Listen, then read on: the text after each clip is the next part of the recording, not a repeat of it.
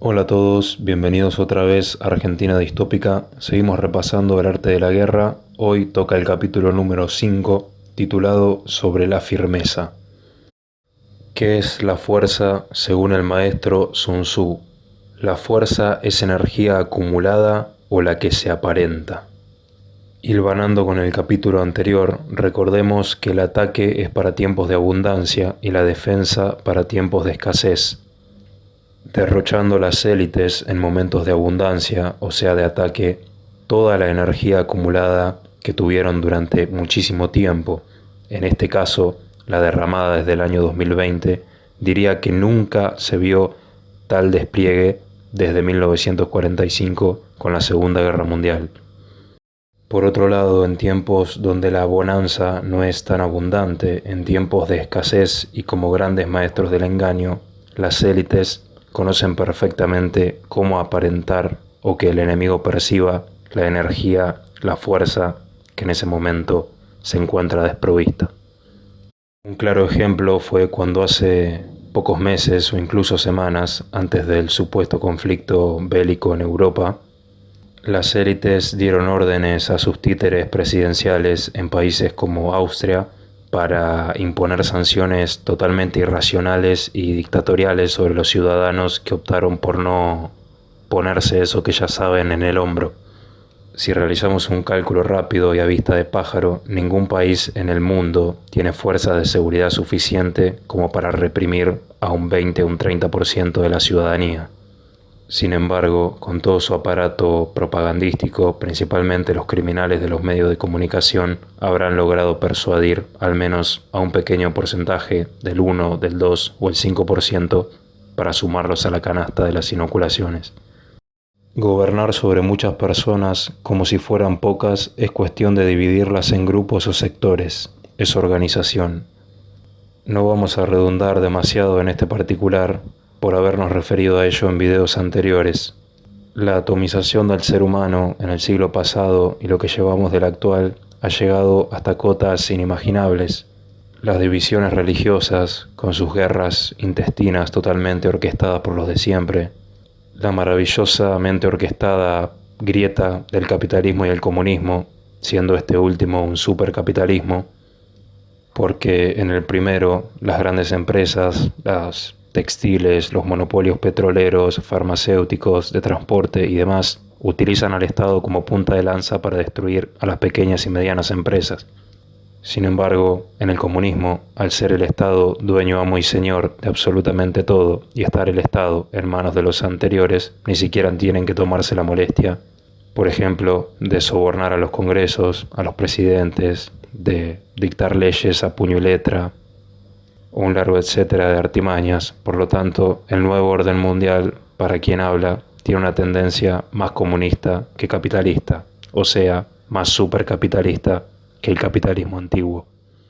Más allá de las, llamémosla, macrodivisiones de los paradigmas, los cismas religiosos, políticos, económicos, encontramos, llamémosla, microdivisiones que parecen inocentes, pero están perfectamente articuladas por ingeniería social para ir atomizando cada día más al ser humano.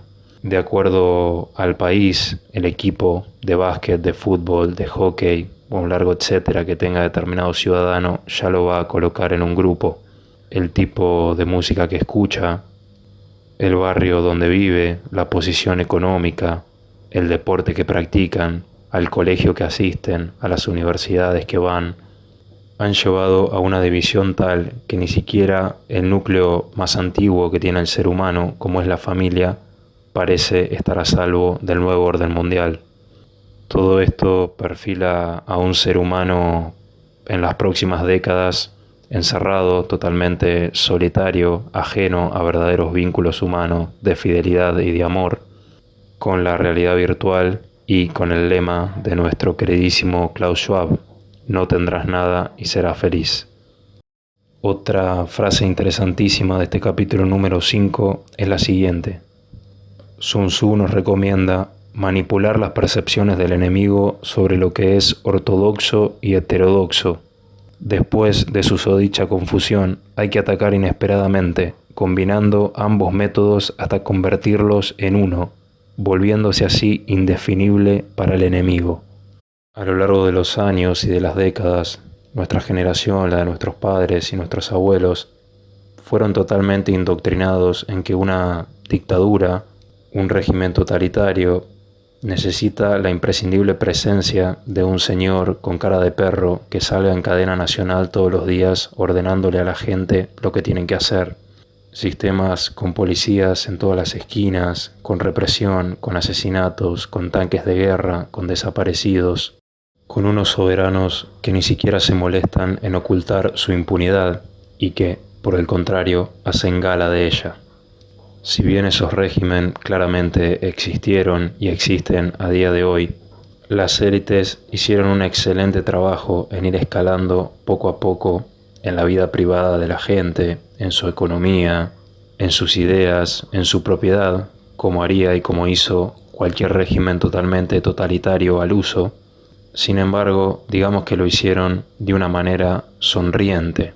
Están implantando, como dicen muchos, una dictadura sin lágrimas, donde además de no tener nada, serás feliz, además de tener las cadenas, las pintarás de rosa y las vas a besar cada día. Toda dictadura a lo largo de la historia tuvo un mejor amigo y lo tendrá por siempre. El nombre de ese mejor amigo se llama excusa. Toda dictadura tuvo y tendrá una excusa para justificar su control, su represión y su degradación de los seres humanos que están bajo ese régimen. Llámese enemigos de derecha, invasores de izquierda, comunistas, capitalistas, herejes, fanáticos católicos, fanáticos protestantes, terroristas musulmanes, fanáticos judíos, etcétera, etcétera.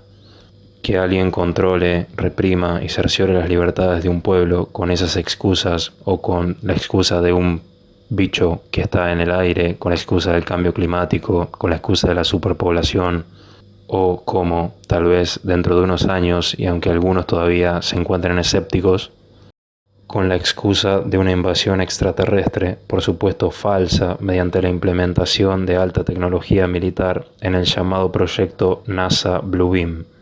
Esto no es más que el despliegue de determinadas figuras holográficas en el cielo que, por ejemplo, de acuerdo a la religión de cada lugar, podrían simular la llegada de su respectivo Mesías dándoles órdenes desde el cielo, o, como dijimos anteriormente, simular que platos voladores nos están atacando y entonces todo el mundo debería unirse bajo una misma nación, bajo un mismo congreso, bajo una misma casa de gobierno, bajo una misma moneda, bajo un mismo idioma y bajo una misma religión. La religión anticipada en las cartas de Albert Pike, masón grado 33, a su homónimo Giuseppe Mazzini en el año 1871, que luego de la Tercera Guerra Mundial, que sospecho es lo que estamos viviendo ahora, podría develarse para la gente, para todo el público, la verdadera religión, la verdadera esencia de Lucifer. Esto no quita, por supuesto, que siempre que lo necesiten recurran a los métodos de la vieja escuela. Como dice Sun Tzu, la clave radica en mezclar métodos heterodoxos con ortodoxos y hacer parecer lo primero lo segundo y los segundos lo primero. Para cerrar este capítulo, me parece pertinente despedirnos con esta frase. Induce al adversario a atacarte en tu territorio, su fuerza siempre estará vacía. Siempre que nos manipulan con gestos heroicos que dan vuelta a la tortilla de este sistema, por ejemplo, en las películas de Hollywood, vemos que los protagonistas se deshacen del mal de este mundo en juzgados mediante la justicia, la elocuencia, moviendo las masas, o en última instancia, y tal vez sea su favorita, mediante la guerra. O sea, todos los medios mediante los cuales nunca jamás llegaremos a nuestro fin que por supuesto es la libertad. Las élites, como se vio en estos 2 años, son dueñas, amas y señoras de los juzgados del mundo, de sus tribunales, por la simple razón que es un método que ellos mismos inventaron. Son dueños de las televisiones, las radios, los periódicos, por lo cual soliviantar a las masas no tendríamos medio alguno para hacerlo.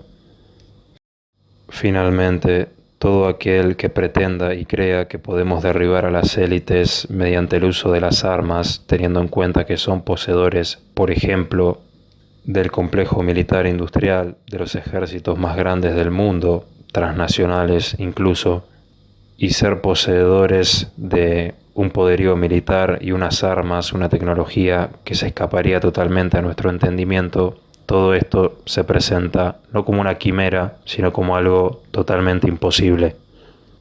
Nunca debemos olvidarnos que el verdadero trasfondo de todos los males que adolece el ser humano por culpa de estas lacras someramente tiene una presencia política, económica, de poder y demás, pero el verdadero trasfondo de todo esto sobrepasa los límites de la materia, llegando al mundo espiritual.